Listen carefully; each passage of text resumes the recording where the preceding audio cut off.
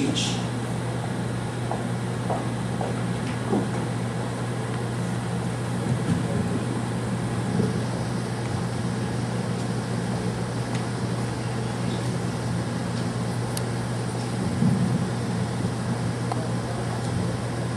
To the Honorable Chairman of the Board, to Brother President Armin, to my fellow colleagues in education, to my friends and family, ladies and gentlemen, good afternoon.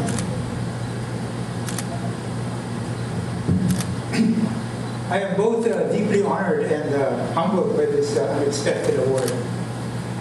I realize how unusual it is for a university to issue this honor to one of their own, instead of to some world dignitary or prominent national figure. But in a symbolic way, I see it as a fitting testament to De La Salle University's own worth. I went to grade school, high school, college, and graduate school right on this campus. In fact, in this building, a lot of it. And I am aware that my career rested on the excellent educational foundation that this institution gave me. I remember attending classes at Harvard many years later with America's best and brightest. And I must say that the preparation of my La Salle education was second to none. I am also humbled by the fact that success is never a solo dance, but group choreography, the result of team effort. Because of that, credit for this honor must be shared with my colleagues here in Manila, in Paris, Bangkok, Hawaii, and those who have worked with me elsewhere. I also know that success is often less the result of brilliance or even hard work and dedication than it is the result of timing, destiny, or plain good luck. Malcolm Gladwell, author of The Tipping Point, articulates this so well in his latest book, The Outliers. He asserts, for example, that Bill Gates would never have achieved his success if he were born 3 years earlier or 3 years later. In my case, it was largely because I was in the right place at the right time. I happened to be in Manila when Secretary Quisubing was looking for a trusted undersecretary. I happened to be delivering the World Declaration on Education for All in Jomtien, Thailand, when UNESCO's boss, Federico Mayor, was looking for someone to spearhead the EFA global campaign. I was delivering a memorial lecture at the University of Hawaii when the East-West Center staff attending it asked me to help them establish a new program for education policy. Of course, once these opportunities were laid at my doorstep, I did my utmost to make the most of them and fulfill the potential that these opportunities provided. Receiving this honor has made me look back and reflect upon the hills and valleys of my educational career. You have heard from the general citation that Ms. Cubenco just read, that my career has made me cross bridges from one area to another, from teaching to administration, and then from international administration to national policy, and then crossing over to international advocacy. Upon my retirement from UNESCO, I retraced my path and crossed back over to the academy once again in Hawaii, and then even to teaching here in La Salle and St. Benilde across the street. There were even times when I crossed the bridges from education to other professional fields. And as I crossed these bridges from one area to another, my renewed perspective made me see the huge gaps that continue to exist between these worlds and the need for more bridges to address them. Today I would like to share with you my concerns about 4 such gaps. The gap between research and policy, the gap between the world's disenfranchised illiterates and the rest of us, the gap between our programs of study and the world of work, and the gap between education and the need to develop a peaceful, sustainable world. Well, the first gap is the gap between research and policy. We all know that policy decisions based on good research and information tend to be sound decisions. But every day, Secretary Lacus and his senior staff have to make policy decisions on a variety of topics, on additional school buildings, teacher training, use of IT, dropout rates, and so on. Often, however, decisions are made without an adequate research and information base. On the other hand, there are 225 teacher training institutions churning out thousands of graduate theses, many of them gathering dust in libraries. Bridges must be built that can connect this research to the policy needs of the Department of Education. Teacher training institutions can be more proactive in strengthening their linkages with the planning units of the education bureaucracy, both at national and at regional levels. They could jointly fashion an inventory of policy research needs to feed into the research efforts. One example, of course, is the medium of instruction debate. International and national research is crystal clear and irrefutable on it. But on the other side of that bridge, there's one congressman's opinion that goes against that. I myself recently experienced this research gap when I was education undersecretary. We were concerned at that time with survival rates. At that time, only 6 out of 10 school entrants finished grade 6. Now, of course, today the figure is 7 out of 10. We were considering then 4 policy alternatives to improve retention rates. And I needed to find out which of these 4 variables would reduce dropouts and improve retention most effectively. These variables were preschooling, school feeding, parent-teacher associations, and subsidies for school supplies and uniforms. The slow pace of work in academic graduate schools was of no help to me, given my tight time frame. So I had to commission a study with controlled and experimental clusters by a professional team. The results guided the policy decisions. By the way, the most effective variable is preschooling. The gap between research and classroom practice is a related issue. Child psychologists, brain surgeons, and related professionals know much more about how a child learns than they did 30 years ago. But somehow, there are no bridges to help translate all this new knowledge into the classroom or the curriculum, where curricular and teacher pedagogies have remained basically unchanged in the past 30 years. Examples. Research tells us that a child's aptitude for linguistic skills comes at a much earlier age than his aptitude for computational skills. And yet in classrooms, an equal amount of time at every grade is given to both. An experiment in Michigan had 50 schools that did not teach arithmetic at all in the first 4 grades, to give more time to language and other subjects, but only started in grade 5. At the end of that period, they took the standard arithmetic test that all the other schools were taking, and they fared exactly the same and equally well. Did the other schools waste 40 minutes a day teaching arithmetic for the first 4 years? The brain function of language acquisition is one that requires concentrated effort. I remember Brother Andrew telling me that learning a language for an hour 3 times a week is the worst way to learn a language. My classmates who took 24 units of Spanish and still cannot carry on a decent conversation in it are classic examples. But how do you fit a concentrated approach into the traditional structure of a curriculum? It can be done. In Kapilani Community College, nestled on the slopes of Diamond Head in Hawaii, they require 12 units of a foreign language, usually Japanese, Chinese, or Korean, difficult languages, for all students of Asian studies and international business. But what they do is to devote an entire semester of 12 units exclusively to that language, after which the students seem to carry on quite well in that language. Around the world, curriculum continues to be divided into 40 minutes of standard subjects of reading, biology, history, art, music, physical education, and so on. And that is how teachers are trained. But the world is plagued with major challenges and demands that from the very beginning, our children must be made aware of these challenges to prepare themselves for the future. Fundamental curriculum reform is long overdue. I realize this is difficult and threatening and will be resisted by teachers who have been trained in set subjects with set ways of teaching them. But reform is possible. Some schools have pioneered with abandoning the standard subject approach in their schedules and programs.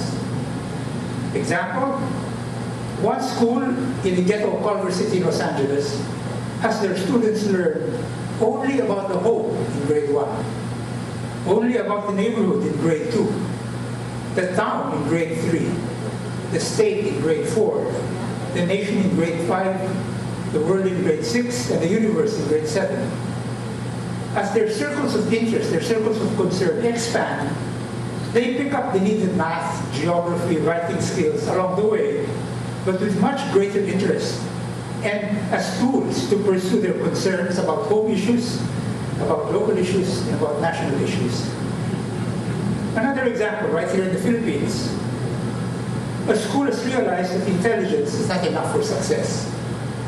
It has therefore emphasized not just IQ, but a composite SQ, a success quotient, which includes IQ, intelligence quotient, DQ, diligence quotient, EQ, emotional quotient, and SQ, social quotient. They have factored these 4 Qs into their daily lesson planning. I would cite examples of other innovative approaches, but the point here is that an issue-driven curriculum, rather than a subject-driven curriculum, will ultimately benefit the students. They may never have to diagram a sentence, or remember the chemical table, or solve an algebraic equation with 2 unknowns in the future. But they will have to live in this world and relate to it.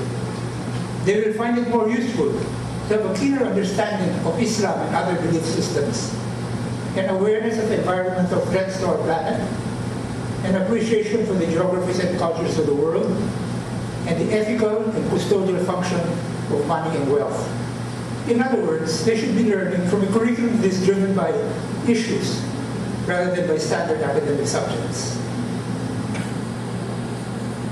The second gap is the gap between the world's illiterates and the rest of us. And this is really my UNESCO work. The realities are intolerable. There are 900 million illiterates. 1 out of every 9 adult men in this world cannot read or write. 1 out of every 6 will. As you know, illiteracy is the indispensable handmaiden of poverty. They are a deadly combination. For literacy is the only door that gets them out of their abject poverty. For literacy does not just give them the ability to read and write, it gives them a sense of self-worth and a hope for the future. Literacy is empowerment. One vivid proof. Illiterate women deliver an average of 6.5 live births. Literate women, perhaps with a sense of responsibility and hope for the future, deliver an average of 2.5 live births. In the course of my work with UNESCO, I have come face to face with poverty, the likes of which I have not seen in the Philippines or many other countries. I have looked into the blank stares of Bangladeshi women for whom their only goal is to stay alive for another day. I have been to the arid fields and towns of Burkina Faso in Africa, where men with no future sit around glumly and hopelessly all day. I have been to towns in Ethiopia where they were allowed to eat only 5 times a week. I have been to villages in Pakistan where only 2 people in the whole village, both men, were able to read or write. And they dictated what the rest of the village should blindly do. Poor and illiterate, I sensed their helplessness and resignation. Even the social work programs and food programs and so on were close to those who could not read or write. Literacy had to be the key. There is the companion problem that fuels this illiteracy. It is the 85 million children who have never been to school. You will forever be mopping up the floor unless you turn off the faucet. Because of the success of the education for a decade, primary schooling has at last receive priority attention from many governments. Hopefully, this will eventually bring down the illiteracy figures. Perhaps my most important professional achievement as the global coordinator of the Education for All movement was the E9 project. My research bridges told me that 63% of the world's out-of-school children were in only 9 high-population countries. My Director General and I visited the heads of government of all 9 countries, persuading them to come to an E9 summit, which India volunteered to host, to brag to the rest how much they had done for primary education. A year later they came with their pledges and plans. The results were phenomenal, with bragging rights at stake, with many doubling or even tripling basic education budgets over the next few years. We calculated that the summit had created an additional 52 million new school places. All UNESCO had to spend on was the media coverage, the travel of some technical professionals, and the preparatory meetings. It was a classic example of doing things with other people's money. It was just as well, since my budget then was even smaller than that of from De La Salle University. Professors at Sussex University have calculated that the cost of putting every child on this planet into a classroom, the figure they came up with in 2001 was $8 billion, with some of that provided by the governments themselves, and the rest from multilateral and bilateral donors. I retired from UNESCO a few months before the 9/11 tragedy. Airlines stopped flying for 3 days right after that, and were in bad financial straits. They asked Mr. Bush for help, and he gave them $15 billion. I said to myself, I've been struggling for years on getting all children to school, and if only I had $8 billion of that, I could achieve my goal. Today's financial meltdown has released hundreds of billions for those rescue packages and distressed firms. The $20 billion to Bank of America last week merited only a sidebar in the newspaper. I have spent 10 years of my life persuading governments that investing in the basic education of all their citizens, boys and girls, men and women alike, is the necessary and surest way to further their development and progress. I have argued that in spite of their other budgetary priorities for infrastructure or military spending, this investment is in the long run the best they can make. It has not been easy, even in countries like our own. What bridges do we have to build to generate the political will, nurture the needed frameworks, and release the necessary resources to address the world plague of illiteracy and out-of-school children? My third gap has to do with education. Once you get them into school, what do you do with them? The third gap is a disconnect between the standard programs of study and the world of work into which our students will find themselves. Our programs of study assume that we know what the future is like, that it will be a continuation and maybe an improvement of the present, where nothing could be more dangerously wrong. For example, technical information is doubling every 2 years and will double much faster in the future. This means that much of what a student learns in his freshman year will be obsolete by the time he graduates. Former U.S. Education Secretary Richard Riley says that the 10 in-demand jobs in 2010 did not exist in 2004. We are currently preparing students for jobs that currently do not exist, using technologies that have not been invented in order to solve problems that we do not know are problems yet. Job mobility is an inevitable consequence. The U.S. Department of Labor says that 1 out of every 5 workers have been in the same job for less than 5 years. By the age of 38, today's graduate will have had an average of 10 to 14 jobs. I owe many of the above facts to an 8-minute YouTube video entitled, "Did You Know?" How many of you have ever seen that video? If you have not, please do so. YouTube, very easy, Did You Know? It was made by a high school teacher in Colorado to open the eyes of his high school students to the future. Some of the facts I just gave. Since then, 54 million people have seen it, and hopefully have started to expand the vision of education in hundreds of schools. It is a good example of the power of technology when used well. This brings me to the reach, the speed, and the power of technology. Teachers may be slow to grasp the impact of the technology explosion. MySpace now has a membership of over 13 million, and it's growing. This week alone, 630,000 signed up. Its population now is between the 7th and the 8th largest countries in the world.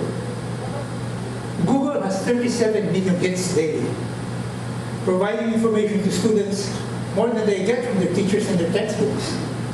Wikipedia is fast becoming another source. Urban youth now spend more time with media, internet, television, cell phones, land phones, radio, than they do in school. How we teach must take all this into account. If we are teaching them the same way we were taught, we will miss the boat. Mark Peasley warns us, and I quote, "Students think differently from us. They develop hypertext minds. They leap around. Their cognitive structures are parallel, not sequential. They do homework with iPod earphones on, watching a television screen that often has a running subscript with pop-ups and sidebars of information, and they seem to absorb it all. In this regard, teachers must adjust to their students and not the other way around. 98% of urban students play video games, which, by the way, is an industry that has outgrown formal schooling. But only 37% of their teachers have even tried one. In a survey I did for the Presidential Commission in 2000, I found that teachers under 40 generally had no trouble with technology training. But teachers over 40 seemed allergic to it.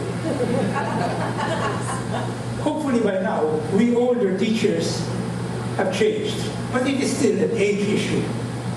Students are technology natives. We older teachers are the immigrants. Technology is their native language. For us, it is a second language. Greater and greater use of technology in the classrooms is inevitable. Just as is happening in real life, there will be a shift from print to digital media as primary teaching vehicles, and teachers should be ready for it.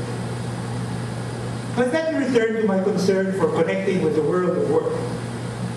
Baltimore Sun, a few months ago, had an article on the workplace for the future. It was fascinating. Some of the features they pointed out were virtual work at home, a 4-day work week, less conference travel and more video conferencing, contractual hired workers instead of corporate employees, flatter organizations around flexible teams, and so on. Last summer, I had an actual glimpse of this. My nephew works in Google in Manhattan, invited me to lunch there. And I entered what looked more like a country club than an office. The lounge areas had a full range of drinks and snacks and sandwiches, all for free. And it had a leisure section for chatting, for solving puzzles which were strewn around. They had a massage area and a yoga and meditation room. The office proper did not have standard desks and work cubicles, but long corridors. Employees just picked up parked scooters and moved along faster. And they had glass enclosed rooms of different sizes for meetings, for personal use to concentrate, or for teleconferencing. I asked my nephew, "Where is your office?" And he smilingly pointed at the bright red laptop computer under his arm. That was his office. The lunch was a buffet spread that could have rivaled that of the Sofitel, and it was all free. He said he would have free breakfast and dinner there, and even a bunk to sleep in if his work required it. Sounds like a spoiled and easy life, I said. Ah, he replied, but we forge jointly my quarterly outputs, which I am expected to deliver, and that keeps me very busy. Besides, folks here, he said, are really motivated by the Google performance spirit, or else they just don't last. What does this all mean for education? How does one build the bridges between our programs of study and the world out there after our students graduate? If we are preparing our students for a specific profession, like engineering or business, who is preparing them for the 10 to 14 other jobs they will move into before they reach 38 years of age, and for the other jobs that have not yet been created? If we are preparing them for the 4-day work week, who is preparing them for the other 3 days? If we teach them individual competitiveness, as tests and grades do, and hierarchies, how will they function in team endeavors and flat organizations? 4 years ago, Goldman Sachs in Hong Kong put out an ad for 8 new financial managers. Hundreds of applications were received, many of them from MBAs and even PhDs in business. They reduced the number to 30 and ran these 30 through a battery of tests and simulations. The final 8 chosen included only a handful of finance graduates, but there was a dentist, a real estate broker, and other non-finance types.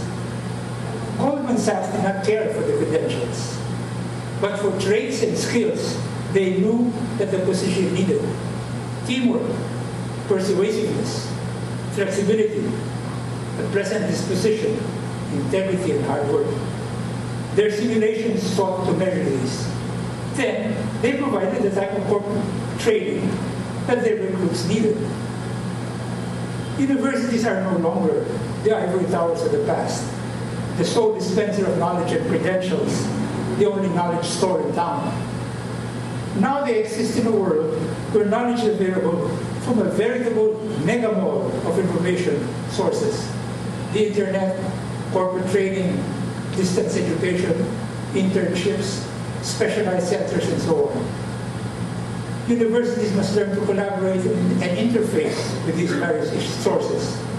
And yet, it must be able to find its unique niche as the flagship store in such a mega mall setting, focusing on developing the total person, establishing benchmark professional standards, participating in international recognition, quality, and accreditation standards.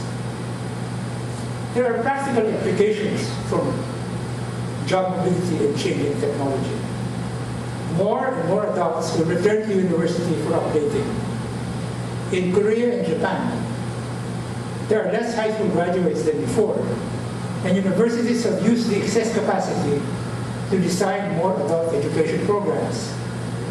In the State University of California system, the average undergraduate age was 21 15 years ago.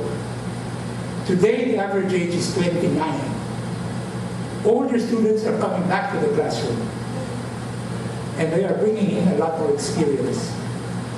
Short-term specialized courses are overtaking degree programs. In UCLA, where I used to teach, more revenue is now generated from extension programs such as medicine and so on than from the degree programs themselves, almost like the tail running the dog. There is a paradigm shift evolving here. The clientele of the university is no longer just a high school graduate, but more of society. The delivery mechanisms must therefore be redesigned to suit their diverse circumstances and needs. This means not only more evening classes, but distance learning, hybrid classes, and joint programs. It also means collaboration with other training institutions, corporations, media, and civil society in general. And now to the heart of education, which, as Dr. Kisselby says, is the education of the heart. Finally, the fourth is the gap between education and the peaceful and sustainable development. of our planet. Sustainable development has become such a catchword that it has recently been narrowed to mean environmental protection. While this is important, and I commend the recent legislation to include this as a subject in schools at all levels, there is more than an environmental dimension to the health and survival of our planet. There is the economic dimension. The human race cannot equitably develop or long survive if greed makes the rich grow richer and the poor grow poorer. There is a social-cultural dimension. The development cannot be sustained if a culture of war and intolerance and violence prevails, where men and ethnic groups hate and kill each other, building nuclear capabilities that threaten the very life of this planet. It is this last dimension that most worries me.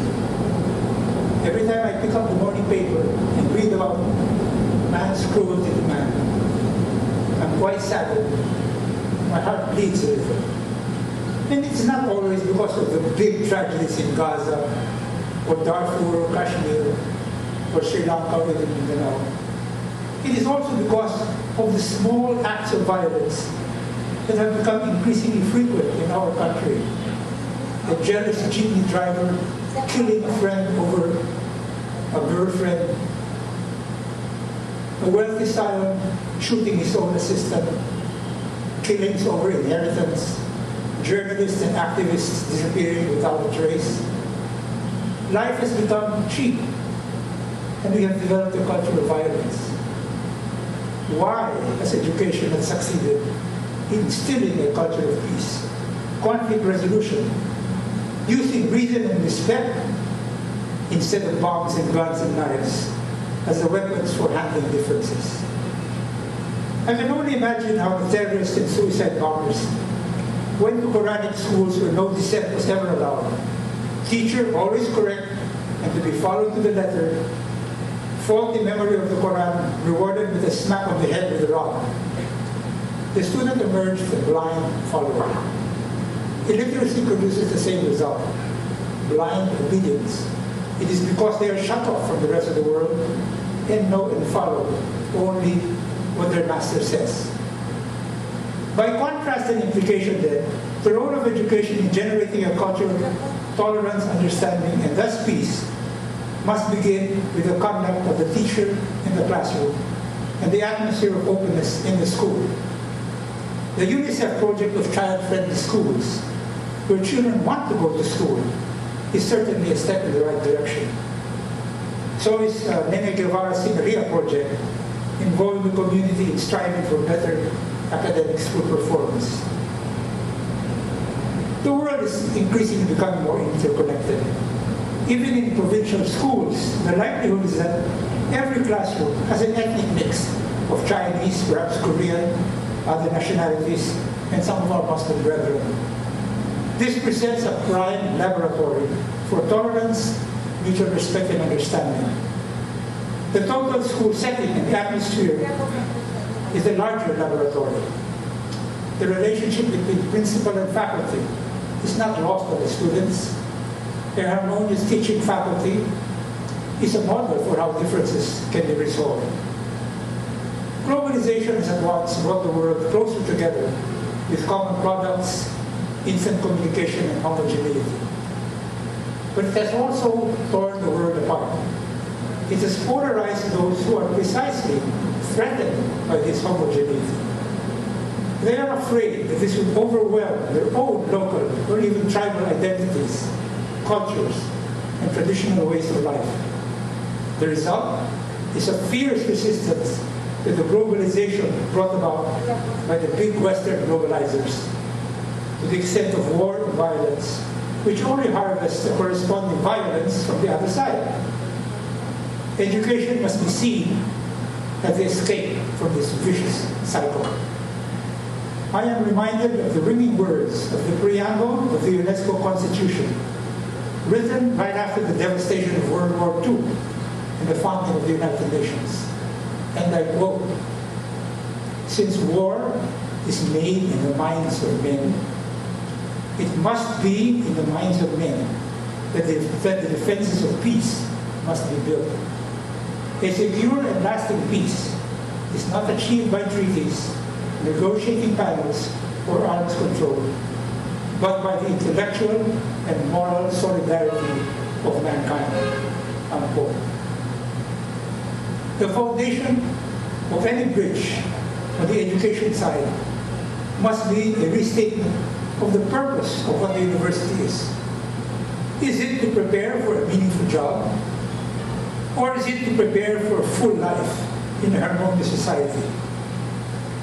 If the latter, then where is the emphasis on education for citizenship, for appropriate use of leisure, for global awareness and understanding and respect for the diversity and other faith systems?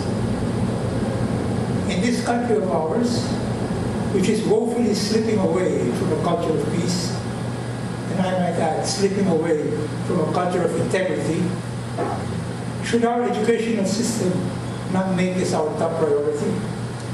Shouldn't education focus on building the bridges towards a more just, equitable, harmonious, and peaceful Philippines?